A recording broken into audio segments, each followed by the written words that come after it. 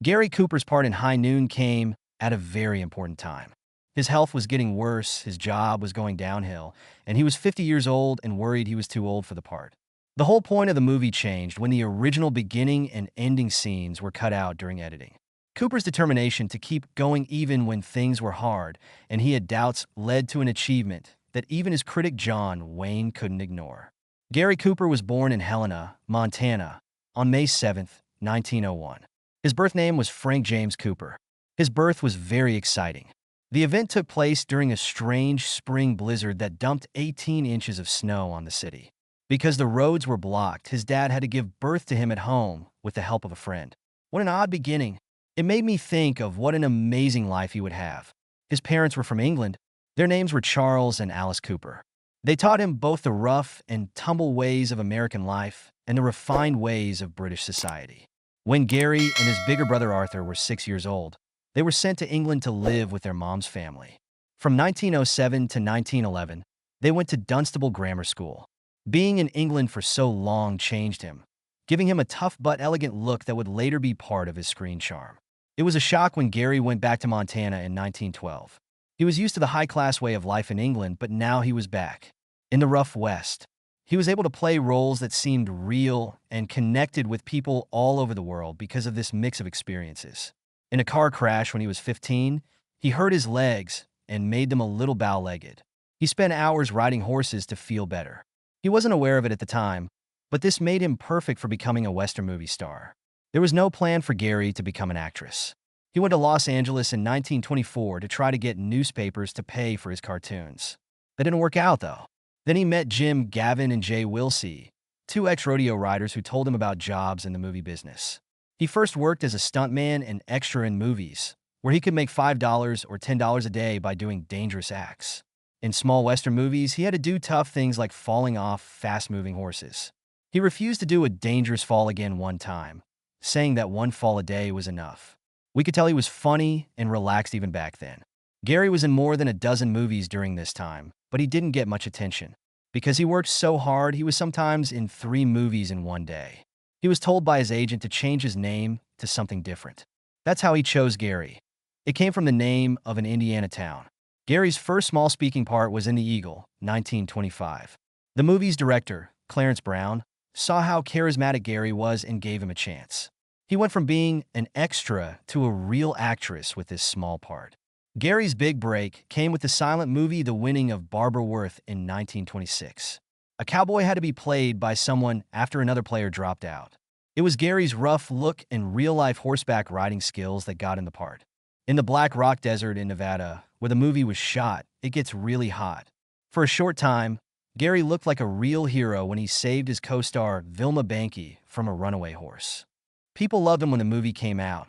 His natural acting style was praised by critics, and Paramount Pictures quickly signed him to a deal that doubled his pay. Gary's first big sound movie was The Virginian, which came out in 1929. A lot of stars had trouble getting used to talkies. The gentle voice worked great. He trained hard with a voice teacher, and his quiet, sure voice became what people knew him for. He had to cross a dangerous river in one scene that was filmed in Wyoming. The flow was so strong that it carried him and his horse downriver, but he got out without getting hurt. The Virginian was a huge hit when it first came out. Some people said Gary was a rising star. The movie made $1.5 million, which was a lot of money back then. As the strong, silent, and moral Western hero, this part made him one of Hollywood's best actors and set the standard. For him, it also opened the door to many more famous jobs. Gary's next big break came when he was cast in A Farewell to Arms, 1932. Lieutenant Frederick Henry was his role, an ambulance driver in World War I. It was based on a book by Ernest Hemingway and made over $3.5 million at the box office. But the movie also made things worse. Because it showed an affair and was very against war, the Catholic Church didn't like it. Hemingway didn't like Cooper's playing at first, but they became good friends over time. When the movie version of Hemingway's book For Whom the Bell Tolls came out years later, Cooper was asked to play in it. There were 4 Oscar nominations for this movie, and it won 2 for Best Cinematography and Best Sound Recording. Next, Cooper played Longfellow Deeds in Mr. Deeds Goes to Town, 1936. A guy from a small town who gets a lot of money and chooses to use it to help other people. Another big hit, The movie was directed by Frank Capra and made over $2 million at the time. This role made Cooper feel so real that it got him his first Oscar nod for Best Actor. And Frank Capra got the Oscar for Best Director. The movie was also up for 4 other awards, including Best Picture. That a radio show and a TV show were later made about him. Cooper's reputation as the honest, brave American was cemented by the success of Mr. Deeds. This part shaped much of his career. Cooper's love life, especially his relationship with Lupe Velez, was just as exciting as his work. They fell in love after meeting on the set of The Wolf Song in 1929. Because she is so fierce, she was called the Mexican Spitfire. There were a lot of public fights and scenes in their partnership. She even chased Cooper with a knife at one party, making him hide in a bathroom. The worry of being with her made him sick. He lost a lot of weight and was very tired. Cooper's mom got involved and called Velez rude in public. This made Velez and Cooper's family fight in public. In 1931, when things were at their worst, Cooper chose to leave for Europe to get away from the relationship. Velez came to the train stop with a gun and shot him. She missed, thank goodness. But the story was all over the news. At first, the affair hurt his reputation, but it also made him more well-known, especially among women who liked the way he seemed like a bad boy. Cooper worked hard to fix his image after the breakup by getting serious parts and keeping his personal life more inside. Cooper got married to Veronica Baff, a famous New York socialite known as Rocky, in 1933. Their wedding was small and quiet. It took place in New York City at her mother's apartment. People were shocked by this because Cooper was known for being good with women. Friends said Rocky won him over because he was smart and loved doing things outside like skiing and horseback riding. After the chaos with Velez, their marriage made Cooper's life more stable. Maria Veronica was their daughter. She was born in 1937. The day Cooper became a dad changed him. He loved his daughter very much. He took her to movie sets a lot and turned down parts to spend more time with his family. His life changed in 1941 when he played Alvin C. York in Sergeant York. He didn't want the part at first. When he met the real Alvin York in Tennessee, things changed. He wasn't sure about playing a real-life hero. York, who was quiet and polite, told him he should play the part. Cooper felt ready to put everything into the role after that meeting. He worked on his York voice, watched how he moved, and even learned how to shoot guns like York. The work paid off. The movie made $6 million, which made it the most successful movie of 1941. The reviewers really liked Cooper's performance and said it was emotional and strong. Cooper won his first Academy Award at the movies in February 1942. He said in his speech that he didn't deserve the award. It was Alvin York. Cooper also got a special award from soldiers for making people more patriotic. Cooper's movies in the 1940s had a lot of different kinds of themes. He believed in conservative views and backed Republican ones. He did, however, play parts in movies with strong anti-fascist themes. One of these was 1943's For Whom the Bell Tolls. Cooper played an American soldier named Robert Jordan in the movie. Jordan was fighting in the Spanish Civil War. The story, which was based on Ernest Hemingway's book of the same name, had a clear political message, but the movie makers played it down. At the same time, Cooper had trouble because of reports. Someone said he spoke at a communist gathering, which was not true. The FBI looked into it. It wasn't true what they said. It was from junk mail about his part in For Whom the Bell Tolls. Cooper later spoke to the House Un-American Activities Committee in 1947. He told them that he had turned down movie scripts that seemed to support communist ideas. Cooper's decisions showed that he stuck to what he believed in. As they dealt with the tricky politics of the time, Cooper was having a lot of health problems by the late 1940s. His sores on his stomach got worse, and he had to have surgery to fix them. He got hernias too, and by 1949, he was anemic and had jaundice. He couldn't work because of these things, so he had to take long breaks. He lost some of the strength and energy he used to have. His movies also didn't do well at this time. People didn't like movies like Saratoga Trunk and Unconquered. Some reviewers said that his shows missed the spark that he was known for. Personal things were also going badly in Cooper's life. During the shooting of The Fountainhead in 1948, he began seeing Patricia Neal, who was a lot younger than him. They were together for 3 years and got really strong. That same year, 1950, Neal got pregnant with Cooper's child. He thought for a moment about leaving his wife, Veronica Rocky Baff, to marry Neal. But he changed his mind because he was afraid of a scandal. Neal had an abortion, which she felt bad about for the rest of her life. Cooper was also hurt by the affair. He felt bad about what he did and looked tired. Neil broke up with Cooper's mother in 1951 after a sour argument. Cooper's mother blamed Neil for her son's health problems. Cooper stuck with his wife, but they were never the same after that. Even with all of these problems, Cooper's work on The Fountainhead in 1949 was a bright spot.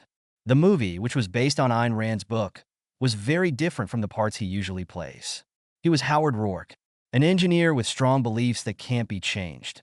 Cooper's wife pushed him to take the part because she thought it would help his business. Cooper and Neil had great chemistry on set, which added to the excitement of the movie. There were mixed reviews of the movie. Some said it was too preachy, but it made $2.1 million at the box office and brought Cooper back into the public eye. It also showed a different side of his acting and proved that he could play parts that were hard to understand and feel. Gary Cooper was 50 years old when he was asked to play Will Kane in High Noon. His job wasn't going well at the time. He had turned down the part 3 times before because he wasn't sure if he was right for it. One reason was that he was very old compared to Grace Kelly, who played his wife in the movie. Cooper was afraid that people wouldn't believe they were dating because she was only 21 years old, which is almost 30 years younger than him. He also had serious health problems like an ulcer that hurt a lot and back problems, which made him nervous about taking on such a big part. But money and the chance to keep his job made him change his mind. He wasn't as successful at the box office, and Paramount didn't see him as a top star any longer. For High Noon, the $100,000 salary was a lot less than what he used to make, but it came with a cut of the earnings. It turned out to be a good idea, and the director, Stanley Kramer, told him that the part could help him get back on track. Cooper and Grace Kelly worked together a lot on the movie. When she was younger, High Noon was her first big movie part. She was scared to work with such a famous person at first, but Cooper was nice and tried to make her feel at ease. A scene from the movie showed how skilled he was. In a wedding scene, Cooper had to lift Kelly up on a desk so they could kiss. It was really painful for him because he hurt his back, but he ended the scene without complaining. Kelly said this is when she saw what a great actor he was.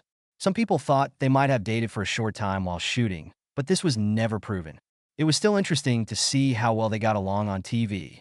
There was some stress on set, though, because Cooper's wife, Veronica Balfe, came to visit more than once. One time she went to see them, she walked in on Cooper and Kelly having a private moment, which made things awkward. Even so, both players were very professional. Later, Kelly said that Cooper taught her a lot about acting, especially how to be relaxed and not draw attention to herself. After that, there were some scenes that were scrapped. At first, High Noon was going to begin and end with scary scenes of Hadleyville as a ghost town. In the beginning, there would have been empty streets, broken down houses, and tumbleweeds moving through the scene. After the beginning of the story, it would change into the busy town where the action takes place. The point was to make people think that the movie's events meant the town's future was lost. At the end, the scene would return to the dead town to show how the people there were too afraid to stand up for themselves, and the town had fallen apart. That said, this notion was cut when it was edited. At the time, it was hard to get the images that were needed to show the change. They were afraid it would slow down the show or draw attention away from the main story. The movie would have been more powerful and personal if these scenes hadn't been added. They took away from Will Kane and the moral choices he had to make. In the original script, there was also a side story about a second deputy sheriff named Toby. Toby was in the story taking a prisoner back to Hadleyville while the town was busy with other things. His trip would have been shown in 3 scenes: going with the prisoner, dealing with problems along the way, and finally getting to town, maybe right after the big shootout. These scenes were shot in early 1952, but they were cut out during the editing process. The directors decided that the side story would take away from the main story and the build-up to Noon. One interesting clue about Toby's personality is still in the movie. Someone says, "You ain't got 2 deputies in the saloon scene." Harv Pell says he quit today. That line used to be about both Harvey Pell and Toby, but since Toby's story was cut, it seems like an extraneous detail. Getting rid of Toby's storyline kept the attention on Will Kane's fight by himself, which made it feel even more powerful. This Western, High Noon, came out on July 24th, 1952, and it was very different from other ones. A lot of Westerns are about gunfights and excitement, but this one was about making hard decisions and dealing with inner struggles. It was different because the story was told in real time. Some people didn't get this new style at first, but artists and reviewers soon fell in love with it. Someone at the New York Times wrote that it was the best Western ever. Someone else who reviewed it said it was one of the best Westerns ever. A lot of money was made from the movie, too. It made $3.75 million in North America, which is about $38 million today and $18 million around the world.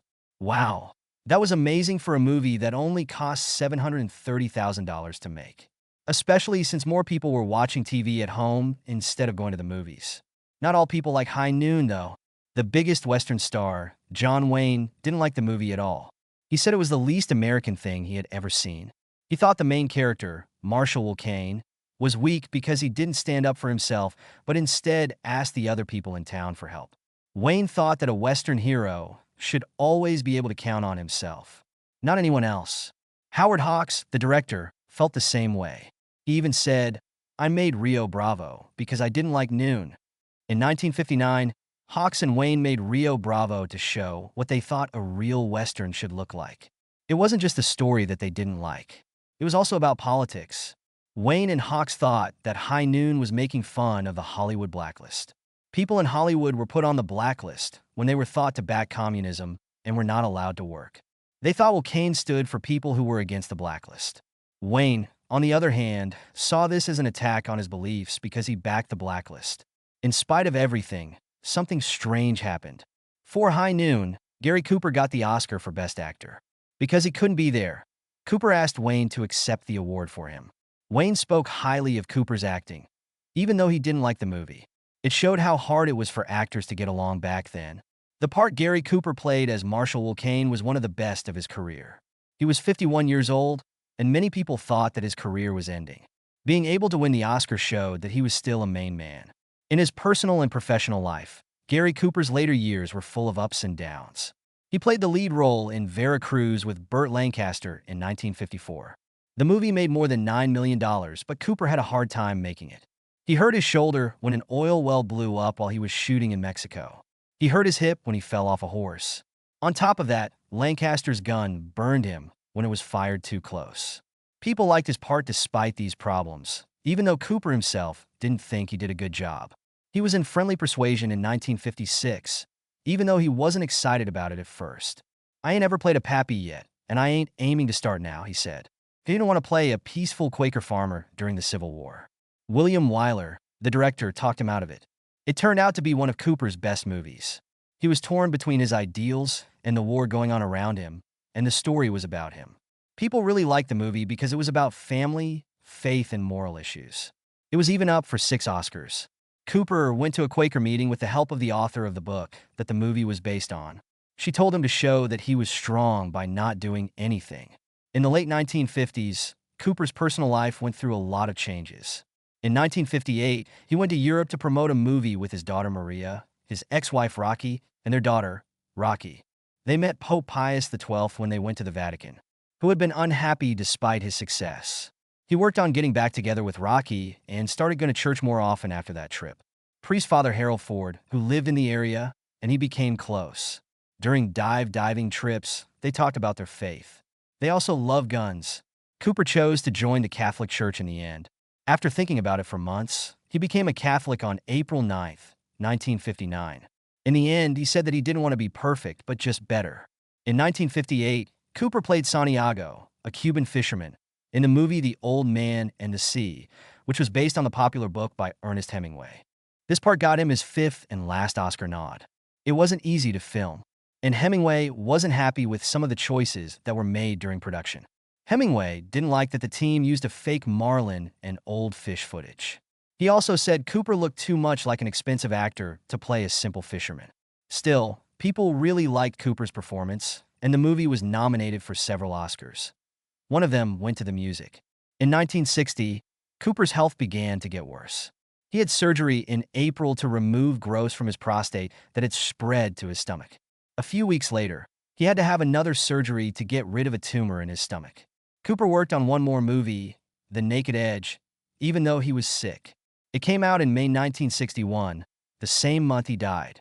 At the 1961 Oscars, Cooper had one of the most moving moments of his last year. Since he was sick and couldn't go, his friend James Stewart took the award for him. A lot of people were moved to tears by Stewart's speech.